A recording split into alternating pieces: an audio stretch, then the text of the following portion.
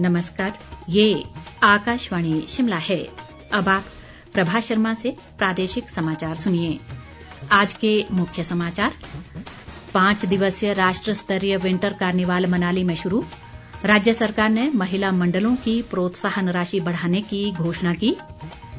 मुख्यमंत्री सुखविंदर सिंह सुक्खू ने कहा, विधानसभा चुनाव के दौरान किए सभी 10 वायदों को चरणबद्ध ढंग से पूरा करेगी सरकार। पिछले 8 वर्षों में प्रधानमंत्री भारतीय जन औषधि परियोजना के तहत जन औषधि केंद्रों की संख्या में हुई 100 गुना वृद्धि।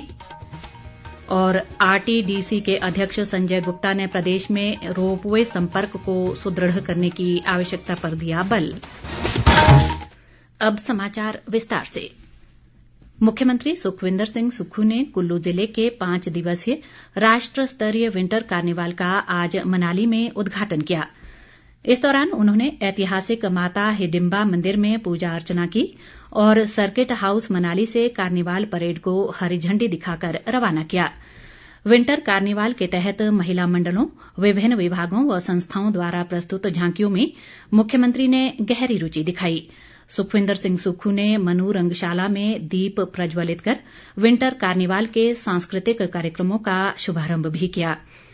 बाद में एक जनसभा को संबोधित करते हुए उन्होंने महिला मंडलों की प्रोत्साहन राशि को 10,000 से बढ़ाकर 20,000 रुपए करने की घोषणा की।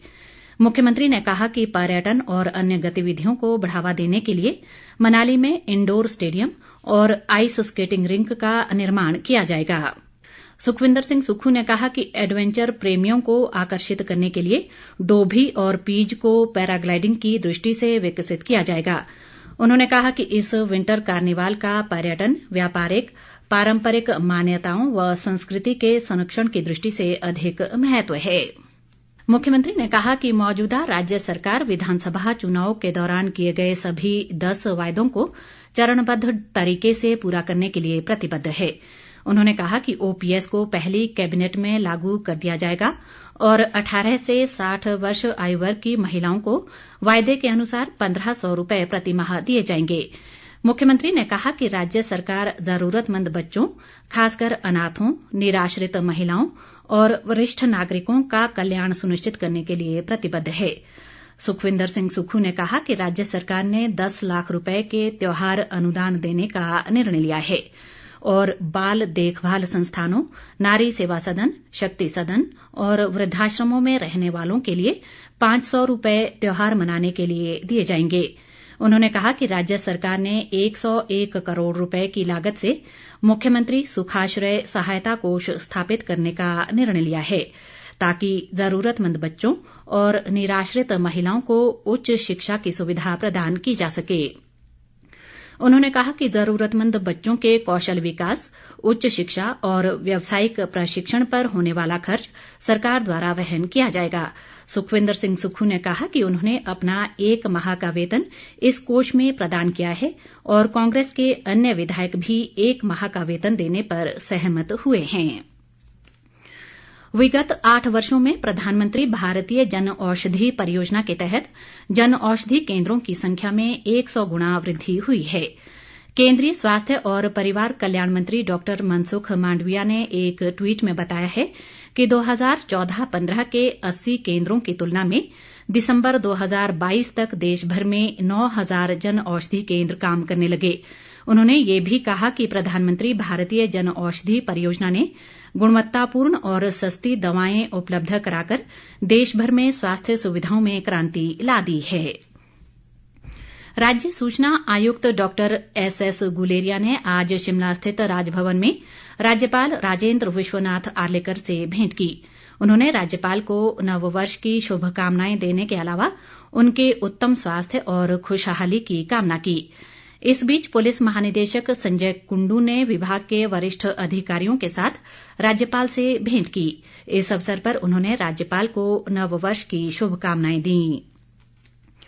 प्रदेश भाजपा अध्यक्ष सुरेश कश्यप की अध्यक्षता में आज ऊना में एक प्रदेश स्तरीय बैठक का आयोजन किया गया। इस दौरान सांसद सिकंदर कुमार और विधायक सतपाल सत्ती विशेष रूप से मौजूद रहे। बैठक में पार्टी की आगामी रणनीति को लेकर विभिन्न विषयों पर विस्तृत चर्चा की गई। केंद्र सरकार राष्ट्रीय खाद्य सुरक्षा अधिनियम के तहत राज्यों को 1 वर्ष के लिए अनाज उपलब्ध करवाएगी। हाल ही में हुई केंद्रीय मंत्रिमंडल की बैठक में सरकार ने 81 करोड़ लाभार्थियों को वर्ष 2023 में निशुल्क अनाज उपलब्ध करवाने का निर्णय लिया था। योजना के तहत अंत्योदय अन्न योजना परिवारों और प्राथमिकता वाले परिवारों के लोगों को राष्ट्रीय खाद्य सुरक्षा अधिनियम के माध्यम से निशुल्क अनाज दिया जाएगा। रोपवे व rapid transport development corporation RTDC के अध्यक्ष व महाप्रबंधक संजय गुप्ता ने राज्य में रोपवे संपर्क को सुदृढ़ करने की आवश्यकता पर बल दिया है। वे आज पदभार संभालने के बाद शिमला में अधिकारियों की एक उच्च स्तरीय बैठक को संबोधित कर रहे थे। उन्होंने कहा कि 1546 करोड़ 40 लाख रुपए की लागत की करीब 15 किलोमीटर की शिमला अभिनव शहरी परिवहन परियोजना की विस्तृत रिपोर्ट जल्द पूरी की जाए।